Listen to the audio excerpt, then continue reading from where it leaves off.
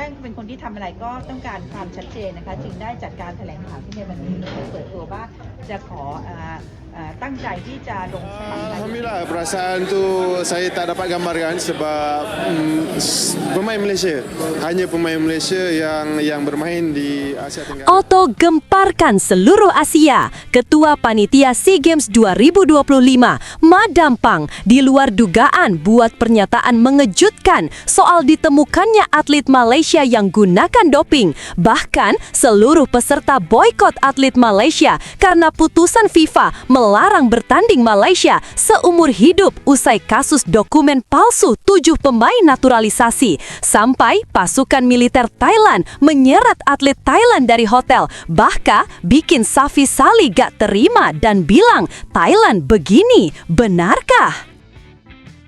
Malaysia resmi mengundurkan diri dari ajang SEA Games 2025. Timnas Indonesia U22 untung besar cukup 1 kali menang lawan Filipina untuk lolos semifinal. Jadi harapanku usai format turnamen berubah mendadak begini. Simak penjelasannya berikut. Alhamdulillah, ini baru kabar gembira. Exco PSSI adakan rapat besar-besaran. Apakah segera umumkan pelatih baru Timnas Indonesia Senior dan umumkan Adidas sebagai aparel baru Timnas dengan investasi 800 triliun rupiah kah? Yuk simak video ini sampai selesai ya guys. Sebelum dimulai pembahasan, mohon bantuannya untuk subscribe channel ini agar tidak ketinggalan info Timnas Indonesia. Dilansir dari situs web Fiksi Garuda, tepat hari ini, dunia olahraga Asia Tenggara diguncang oleh pernyataan keras dan penuh kontroversi dari Ketua Panitia SEA Games 2025 Thailand, Madam Pang. Dalam sebuah konferensi pers yang digelar di Stadion Raja Manggala, Bangkok, Madam Pang menegaskan bahwa pihaknya akan mengambil tindakan tegas terhadap kontingen Malaysia setelah sejumlah atlet dari negara tersebut terbukti terlibat dalam skandal doping. Selain itu, ketegasan pihak Thailand semakin diperkuat dengan langkah drastis pemerintah yang mengutus pasukan militer untuk deportasi seluruh atlet Malaysia yang sudah berada di Thailand untuk mengikuti SEA Games 2025.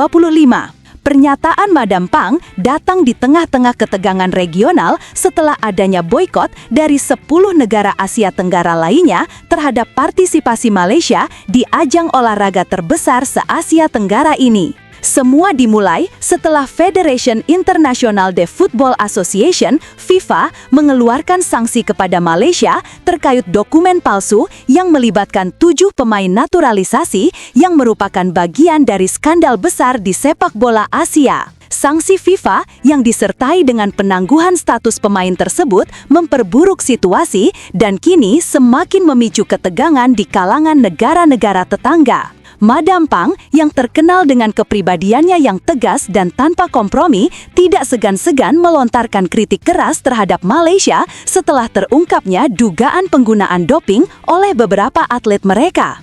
Tidak ada tempat bagi doping di dunia olahraga, terutama di ajang seperti SEA Games yang harusnya menjadi lambang sportivitas dan persatuan Asia Tenggara. Kami telah menerima laporan yang kredibel tentang atlet Malaysia yang terlibat dalam penggunaan zat terlarang. Ini adalah penghinaan terhadap nilai-nilai yang kami pegang di Thailand dan Asia Tenggara, tegas Madam Pang dalam wawancaranya. Kehadiran doping dalam dunia olahraga memang bukan hal baru, namun kasus yang melibatkan Malaysia ini menjadi sangat sensitif mengingat kontingen mereka sebelumnya telah mendapat kecaman atas dugaan manipulasi data dan pemalsuan dokumen untuk kepentingan tim nasional. Kami tidak bisa tinggal diam melihat negara yang berusaha mencurangi sistem.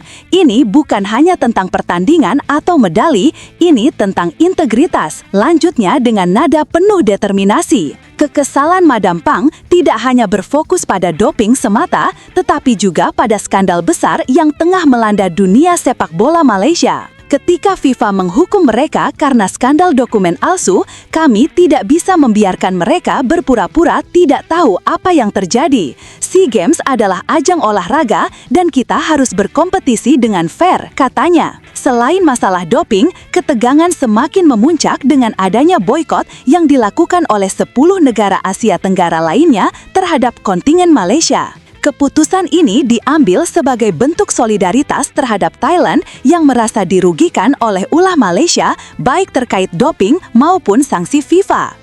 Brunei, Indonesia, Filipina, Singapura, Vietnam, Laos, Myanmar, Kamboja, Timor Leste, dan Vietnam secara tegas mengumumkan bahwa mereka akan menangguhkan partisipasi mereka dalam SEA Games 2025 jika Malaysia tetap diizinkan berkompetisi. Kami tidak akan membiarkan Malaysia terus berpura-pura seperti tidak ada yang terjadi. Kami mendukung Thailand dalam mengambil sikap tegas ini, ujar perwakilan dari salah satu negara anggota boikot dalam pernyataan resminya. Langkah ini membuat situasi menjadi semakin sulit bagi kontingen Malaysia yang sebelumnya telah berencana membawa delegasi terbesar dalam sejarah SEA Games mereka. Dengan boikot yang melibatkan negara-negara besar dan pengaruh kuat di kawasan, Malaysia kini terpojok dan menghadapi tekanan diplomatik yang sangat besar. Namun, yang paling mengejutkan adalah tindakan drastis yang diambil oleh pemerintah Thailand. Setelah melakukan serangkaian pertemuan dengan badan intelijen dan pihak keamanan, kerajaan Thailand mengumumkan bahwa mereka telah mengirim pasukan militer untuk mendeportasi seluruh atlet Malaysia yang sudah berada di Thailand untuk mengikuti SEA Games 2025. Pasukan militer Thailand tiba di berbagai lokasi penginapan atlet Malaysia pada malam hari dan mulai mengevakuasi mereka ke bandara. Tidak ada yang akan dibiarkan tinggal. Semua atlet Malaysia yang berada di Thailand untuk SEA Games 2025 harus kembali sekarang juga. Tidak ada toleransi bagi mereka yang terlibat dalam doping dan tidak akan ada ampun untuk mereka yang telah mencoreng nama baik olahraga kita, ujar seorang juru bicara militer Thailand dalam sebuah pernyataan yang disiarkan langsung oleh media lokal. Keputusan ini jelas menambah ketegangan politik dan diplomatik antara kedua negara. Sementara pihak Malaysia melalui Kementerian Olahraga menyatakan bahwa mereka sangat terkejut dan kecewa dengan tindakan Thailand yang dinilai tidak sah dan melanggar hak asasi manusia. Namun, pihak Thailand menegaskan bahwa tindakan mereka adalah respons terhadap ketidakadilan yang telah dilakukan oleh negara tetangga mereka. Kami melindungi integritas SEA Games.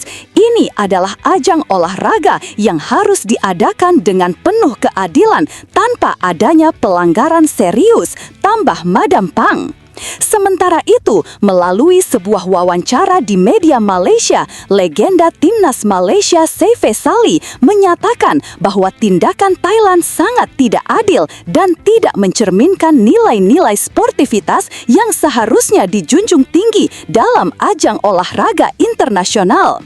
Ini bukan hanya penghinaan terhadap kami sebagai atlet, tetapi juga terhadap seluruh rakyat Malaysia.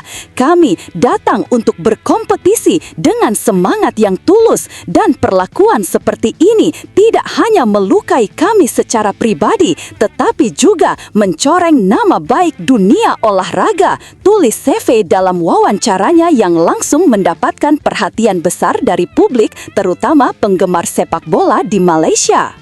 Saife yang telah lama menjadi wajah sepak bola Malaysia menegaskan bahwa meskipun dirinya tidak terlibat dalam masalah doping atau skandal lainnya, ia merasa sangat terganggu dan kecewa dengan keputusan yang diambil oleh pihak Thailand. Kami tidak bisa menerima cara kami diperlakukan. Kami datang ke Thailand dengan harapan untuk berkompetisi dengan penuh semangat dan bukan untuk menjadi sasaran diskriminasi atau perlakuan tidak manusiawi, lanjutnya. Ia juga menekankan bahwa sebagai atlet, mereka selalu berusaha untuk mengikuti aturan dan menjaga martabat mereka baik di dalam maupun di luar lapangan. Kami selalu berusaha menjadi yang terbaik, baik di dalam olahraga maupun di luar lapangan. Kami berlatih keras dan kami mendambakan penghargaan atas usaha kami. Tapi dengan keputusan yang diambil ini, mereka telah merendahkan segala jerih payah kami, ujar Safei dengan nada penuh kekecewaan. Sebagai respons atas dugaan doping yang mencuat di kalangan atlet Malaysia, Safei juga menanggapi dengan tegas. Meskipun ia mengakui bahwa setiap pelanggaran harus ditindak tegas, ia menilai bahwa tidak adil jika seluruh kontingen Malaysia harus dihukum kolektif akibat perbuatan segelintir individu. Doping adalah masalah serius dan kami semua setuju untuk menindak siapa-siapa yang terbukti bersalah. Namun, tidak adil jika seluruh kontingen Malaysia harus menanggung beban ini hanya karena beberapa orang yang melanggar aturan. Kami datang ke SEA Games dengan niat baik dan untuk berkompetisi dengan fair, ungkapnya. Safei Salih juga menyatakan solidaritasnya kepada rekan-rekan atlet yang telah menjadi korban dari keputusan Thailand. Saya merasa sangat prihatin terhadap teman-teman saya yang sedang berada di Thailand. Mereka tidak hanya harus menghadapi tantangan fisik dan mental yang berat, tetapi sekarang mereka juga diperlakukan seperti kriminal hanya karena kami berasal dari Malaysia. Ini adalah penghinaan yang sangat besar bagi kami sebagai bangsa, ujarnya. Lebih lanjut, Safei juga menyoroti bahwa banyak dari atlet Malaysia yang telah berkorban banyak demi mencapai posisi mereka sekarang ini. Beberapa dari kami telah bekerja keras selama bertahun-tahun untuk mencapai level ini. Kami bukan hanya atlet, kami adalah duta negara yang seharusnya dihormati, bukan diperlakukan dengan cara seperti ini, tambahnya. Tapi, tunggu, benarkah kabar tersebut? Simak hasil penelusuran admin di akhir video ini ya guys. Isu soal masa depan Shin Tae-yong kembali mencuat setelah media Malaysia ramai memberitakan peluang mantan pelatih timnas Indonesia itu berkarir di negeri jiran. Beberapa laporan menyebut Shin masuk radar calon pelatih Harimau Malaya, apalagi setelah harian Metro menurunkan judul mencolok, Shin Tae-yong siap melatih tim di Malaysia, lengkap dengan pernyataannya bahwa ia tidak menutup kemungkinan bekerja di Malaysia jika mendapat tawaran resmi. Kehadiran Shin di Kuala Lumpur beberapa waktu lalu ikut memicu spekulasi, meski kemudian terungkap bahwa ia berada di Malaysia untuk memenuhi undangan Federasi Sepak Bola Korea di Malaysia KFAM pada ajang Piala Usia Muda Internasional 2025 di Subang Jaya. Meski begitu, perhatian publik tak surut. Dalam wawancara, Shin mengaku tetap terbuka terhadap peluang melatih baik klub maupun timnas manapun. Puncak sorotan terjadi saat Shin berbicara di sebuah forum sepak bola. Ketika diminta menilai kualitas sepak bola Malaysia, ia menyebut tidak punya pengalaman langsung sehingga enggan berkomentar. Namun, ia menegaskan bahwa Indonesia memiliki sistem pembinaan pemain yang lebih rapi dan terstruktur dari level U17 hingga senior. Pernyataan yang cukup mengejutkan publik Malaysia.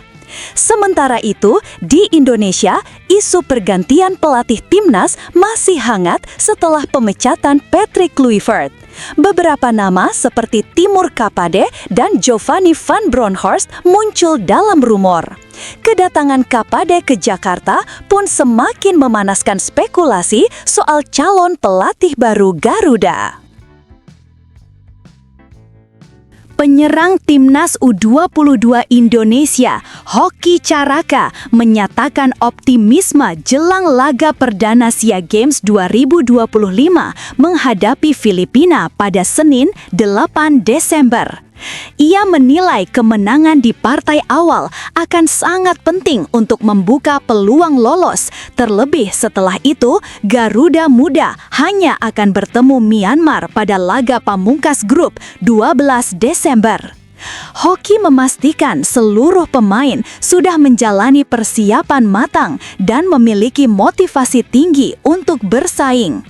Ia menegaskan bahwa tekanan di laga pertama justru menjadi dorongan bagi para pemain untuk tampil maksimal. Saya dalam kondisi baik, kami fokus untuk laga pertama melawan Filipina, ujarnya dikutip dari laman Persita.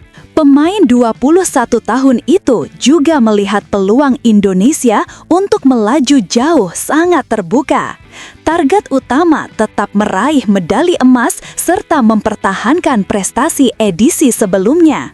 Meski demikian, ia mengingatkan tim untuk tidak meremehkan lawan karena semua kontestan bisa memberikan kejutan. Hoki menambahkan bahwa 4 uji coba melawan India dan Mali memberikan efek positif bagi kekompakan tim. Chemistry antar pemain mulai terbentuk dan skema permainan yang disiapkan pelatih Indra Syafri semakin matang. Beberapa laga uji coba membuat kami lebih kompak dan saling memahami gaya bermain masing-masing, tutupnya. Anggota Komite Eksekutif Exco PSSI, Ahmad Riyad, menyebut federasi akan segera menggelar rapat Exco untuk membahas kandidat pelatih Timnas Indonesia. Rapat ini menunggu laporan dari 3 utusan PSSI yang baru kembali dari Eropa pada Rabu 3/12 usai melakukan wawancara dengan calon pelatih. Segera akan ada rapat Exco. Utusan kami sudah kembali, kata Riyad kepada CNN Indonesia Kamis 4 Desember.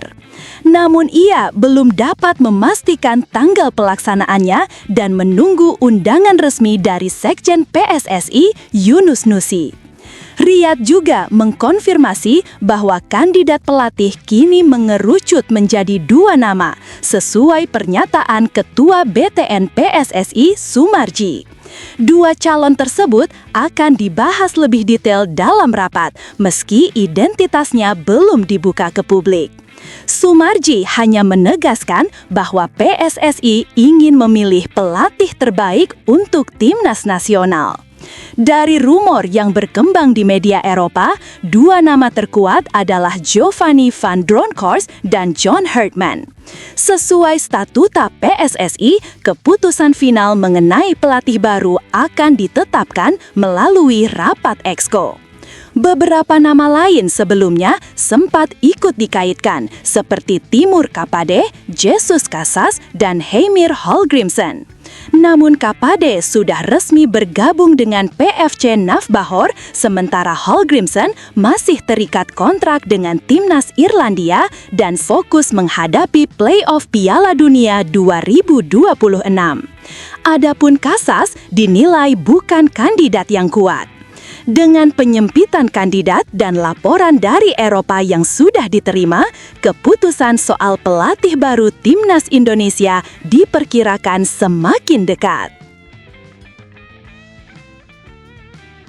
Timnas Indonesia U22 memastikan kesiapan penuh menjelang tampil di sepak bola putra SEA Games 2025 Thailand. Pelatih Indra Syafri menyebut seluruh 23 pemain yang terdaftar sesuai regulasi sudah berkumpul dan mengikuti pemusatan latihan.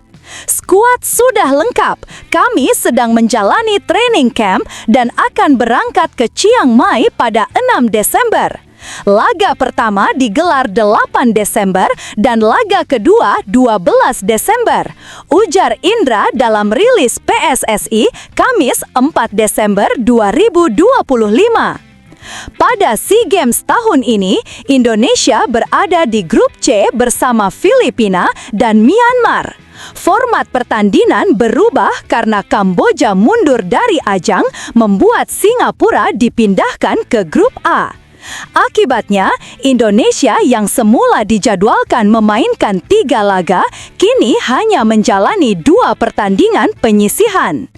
Indra menyambut positif perubahan tersebut karena memberikan waktu persiapan lebih panjang. Awalnya 3 pertandingan, tapi berubah jadi 2, termasuk jadwal laga pertama yang mundur dari 5 ke 8 Desember. Ini memberi ruang persiapan lebih baik, jelasnya. Laga perdana Indonesia melawan Filipina akan digelar pada 8 Desember pukul 18 WIB di Stadion 700,000 Anniversary, Chiang Mai, disusul laga kedua kontra Myanmar pada 12 Desember. Satu perubahan terjadi dalam skuad setelah Marcelino Ferdinand AS Trencin dipastikan absen akibat cedera. Keputusan itu diambil setelah komunikasi dengan klub demi menjaga kondisi jangka panjang sang pemain. Sebagai pengganti, Indra memanggil gelandang Persik Kediri, Rifki Rai, yang sudah bergabung dalam latihan. Dengan demikian, komposisi 23 pemain tetap terpenuhi sesuai regulasi. Dengan skuad lengkap dan tambahan waktu persiapan, Garuda Muda semakin optimistis menatap perjuangan di Thailand. Pelatih Thailand U23, Tawachai Damrong Ongtrakul, memastikan akan melakukan rotasi pemain saat menghadapi Singapura pada laga kedua Grup A SEA Games 2025. Thailand sebelumnya tampil perkasa dengan kemenangan telak 6-1 atas Timor Leste di Stadion Raja Manggala, Bangkok, Rabu 3 Desember. Jelang duel kontra Singapura pada Kamis 11 Desember, Tawachai menyebut rotasi diperlukan untuk menjaga kebugaran skuadnya, meminimalkan risiko cedera, serta mempersiapkan tim menghadapi laga berat di semifinal di mana Thailand berpotensi bertemu Indonesia sebagai juara bertahan atau Vietnam yang juga menjadi unggulan. Kami harus mempertimbangkan rotasi. Kami memantau kondisi pemain yang tampil di klub dan perlu mengatur jumlah menit bermain mereka, kata Tawachai. Ia menegaskan Thailand tidak boleh cepat puas meski menang besar atas Timor Leste dan menekankan bahwa timnya bermain untuk memberikan hiburan serta menunjukkan ambisi besar para pemain muda. Pada laga pembuka, Thailand sempat kesulitan mencetak gol sebelum Yotsakorn Burapa membuka skor di menit ke-44. Babak kedua menjadi milik tuan rumah dengan tambahan gol dari Sirapop Wandhe, Ikhlas Sanron, serta hat-trick Yotsakorn. Kakana Kamyok memperbesar keunggulan menjadi 6-0 sebelum Timor Leste mencetak gol hiburan jelang laga usai. Thailand pun menutup pertandingan dengan kemenangan 6-1. Dengan performa meyakinkan tersebut, Thailand langsung mengirim sinyal kuat sekaligus tekanan psikologis kepada para pesaing di SEA Games 2025. Setelah ditelusuri oleh admin, berita pertama tadi hanya karangan ya guys. Tujuannya untuk edukasi penonton karena mulai marak berita karangan yang menyebar di YouTube. Penulis juga sudah memperingatkan agar hati-hati sebelum menyebarkan video ke teman dan sanak sahabat Kariko.